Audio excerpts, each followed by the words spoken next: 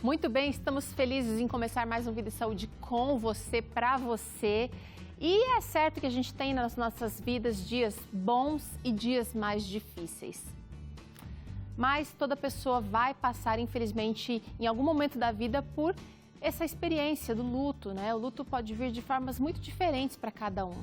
E quando esse momento chega, é muito comum que a gente que a gente se questione sobre muitas perguntas. Por que estamos passando por tudo isso, por exemplo?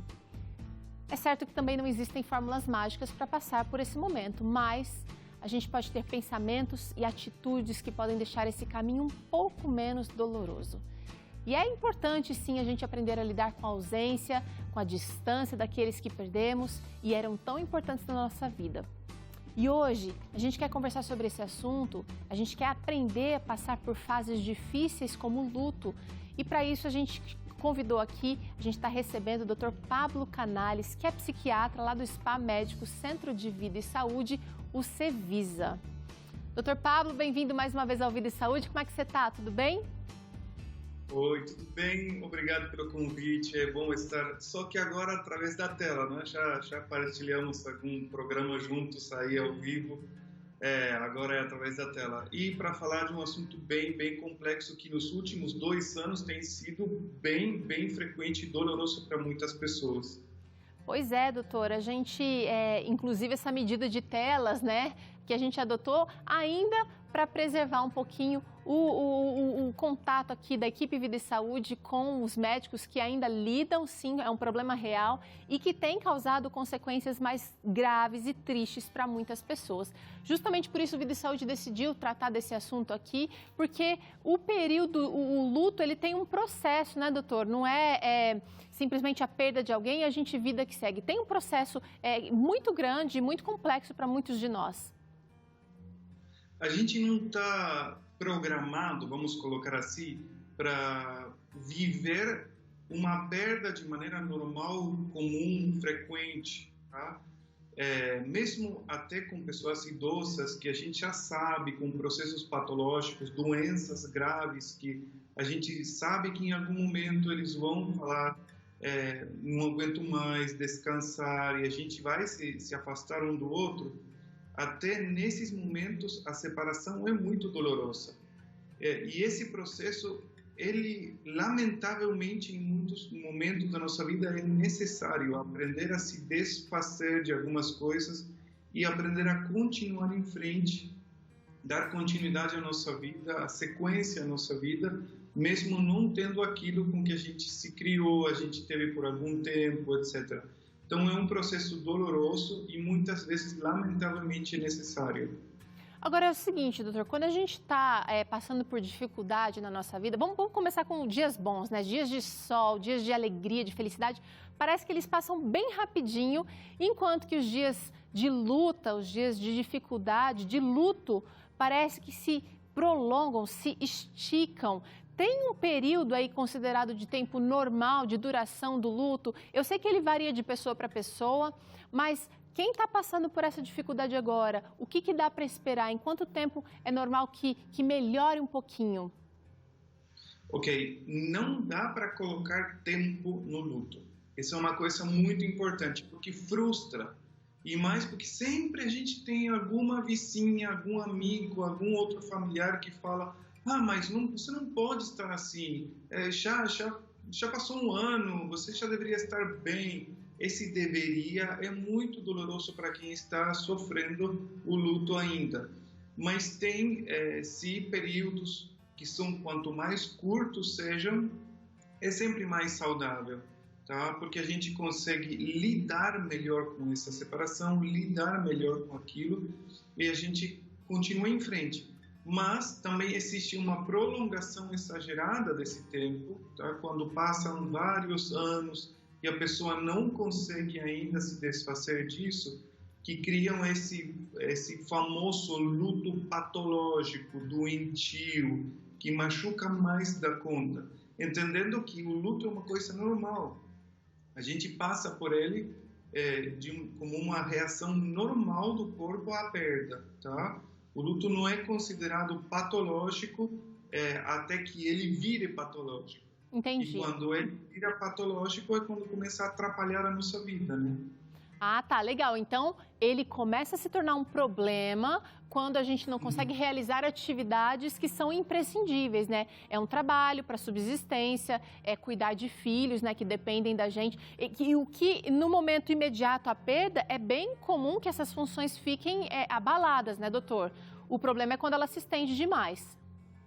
Exato.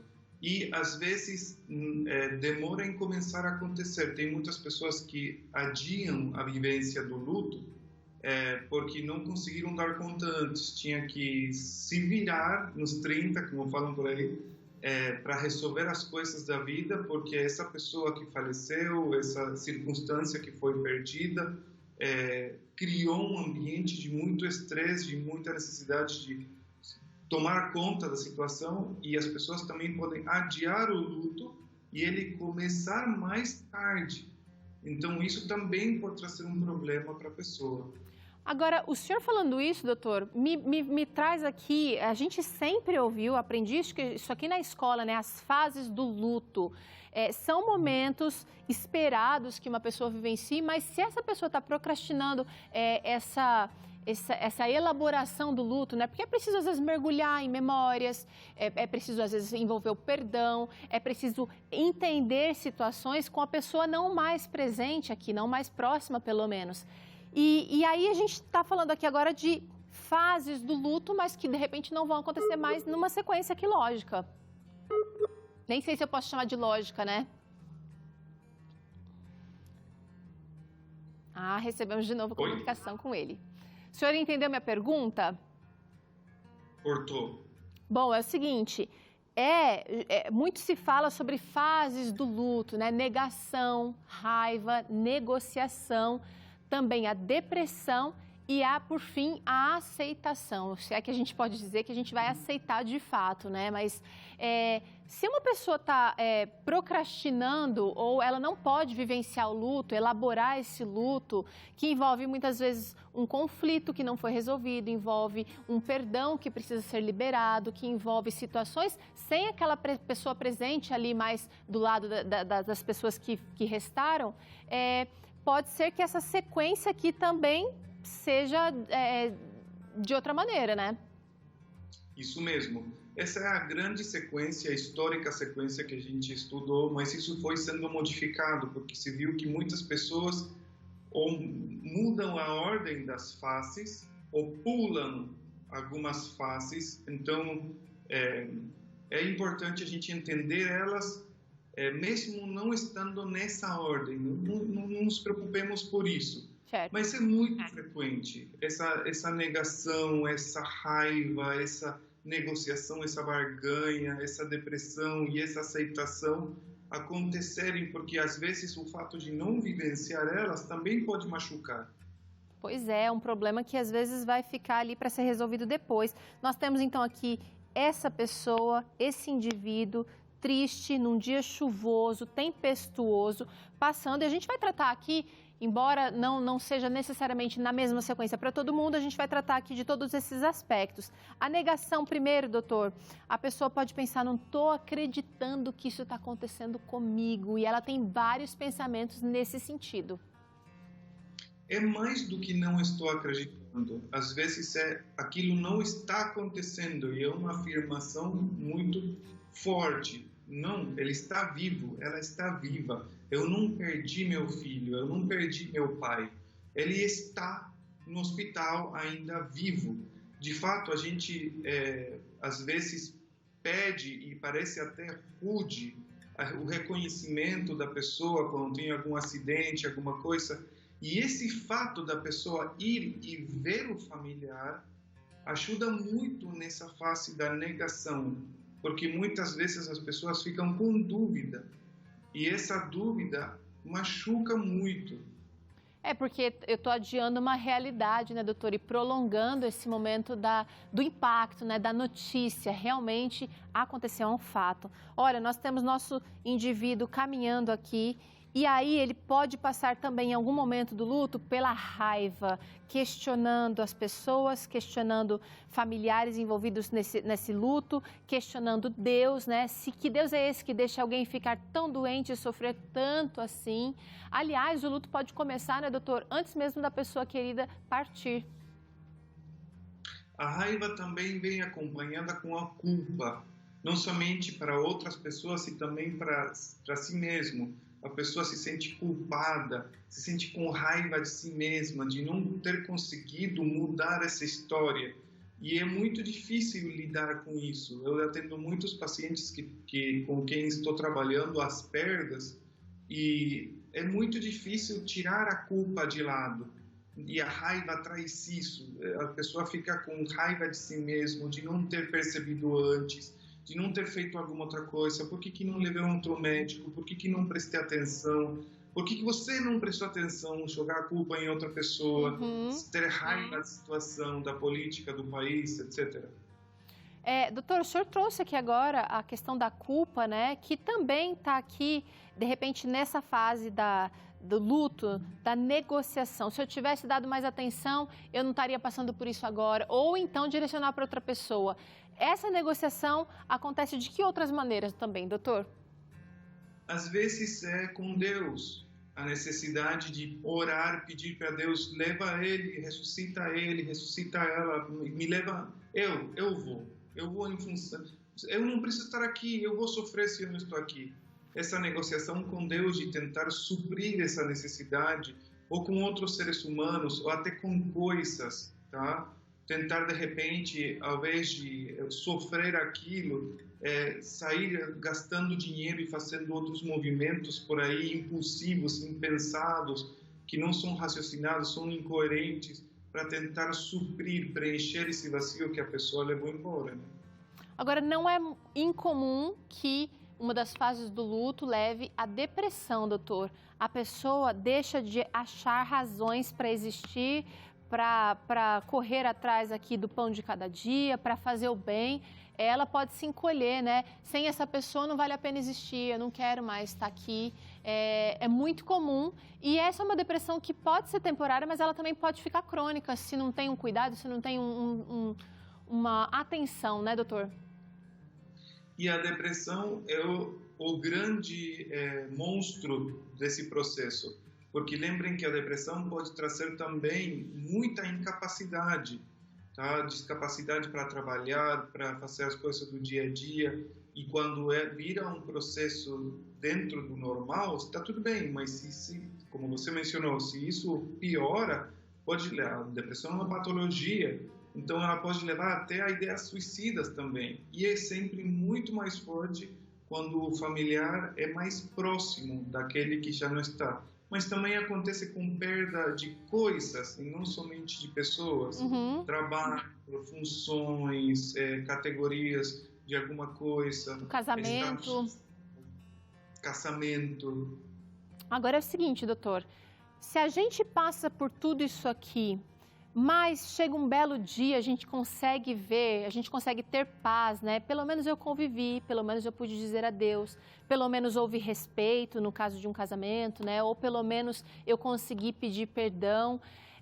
Eu acho que há crescimento aqui nesse processo, como o senhor bem disse, né? Muitas pessoas precisam passar por esse processo de luto e ainda são beneficiados. Eu não sei se eu posso dizer essa palavra, mas a perda, ela é real, ela vai ser sentida ao longo da vida, mas pode ter crescimento também. E isso é muito importante. Quando a gente enxerga sempre o copo meio vazio, meio cheio, faz toda a diferença. A aceitação tem a ver com raciocínio, a aceitação não tem a ver com fechar o olho e não querer ver, não tem a ver com fugir, tem a ver com entender a situação, analisar ela, compreender ela, fazer que ela faça sentido e entender como eu posso crescer a partir dela. Então aí ela vira a nossa grande ferramenta para poder superar esse luto e continuar em frente. Quando ela não consegue estar na nossa mão, aí a gente começa a entender o luto como uma situação mais patológica. Essa fase da depressão continuou e não nos deixou chegar na aceitação e resolver esse processo. aí que a gente começa a falar desse luto patológico. Agora, doutor Pablo, tem gente que ajuda e atrapalha nesse processo de luto, né? A gente vai ter que lidar com perdas ao longo da nossa vida e a gente está percebendo que é possível passar por essas perdas de maneira mais inteligente. Eu não posso também esperar a aceitação, que seria o processo final, de repente, no momento inicial do luto, quando eu não digeri a história direito, né? Isso pode acontecer. De fato, acabou de ter o luto aqui em casa, porque a minha filha deu um grito, alguma coisa deve ter perdido. Sim, coisas que acontecem ao vivo. Tá tudo certo, ela pode tudo. A gente pode entender isso quando a gente tem uma estrutura prévia. Às vezes, o luto não acontece depois da perda, ele começa a acontecer antes. Quando eu já vejo o que vai acontecer, eu estou predizendo o futuro, essas doenças graves, tá? Que me levam a processar essa perda antes dela acontecer realmente, tá? Então, problemas de casamento que eu já estou vendo que não está dando certo, doenças graves como câncer, tá? Que a gente sabe que vai terminar mal. Processos que eu sei de aposentadoria, o falta de trabalho, a gente falou coisas, a gente vai entendendo que isso vai acontecer. Então, a aceitação pode acontecer uma vez que o luto aconteceu, ou inclusive antes dele, já processando essa perda desde antes. Agora é o seguinte, doutor, quem convive precisa estar preparado também para apoiar e para reconhecer alguns sinais ou sintomas emocionais, né? Nem sempre a pessoa em luto ela vai ficar cabisbaixa, né? Sintomas não só emocionais, mas físicos também, né? Ela pode ter, por exemplo, uma representação de euforia, uma extravasação, né? Um riso nervoso. Quem está convivendo junto, como é que lida com essa situação? Ok, isso é um assunto muito importante, porque é uma coisa que eu falo muito com os meus pacientes. Ninguém vai viver como você essa perda. E você não pode achar que você deveria estar vivendo essa perda como aquela pessoa que está do teu lado. A tua mãe pode estar vivendo essa perda de um jeito, mas ela tem um contexto dessa perda muito diferente ao teu, tá?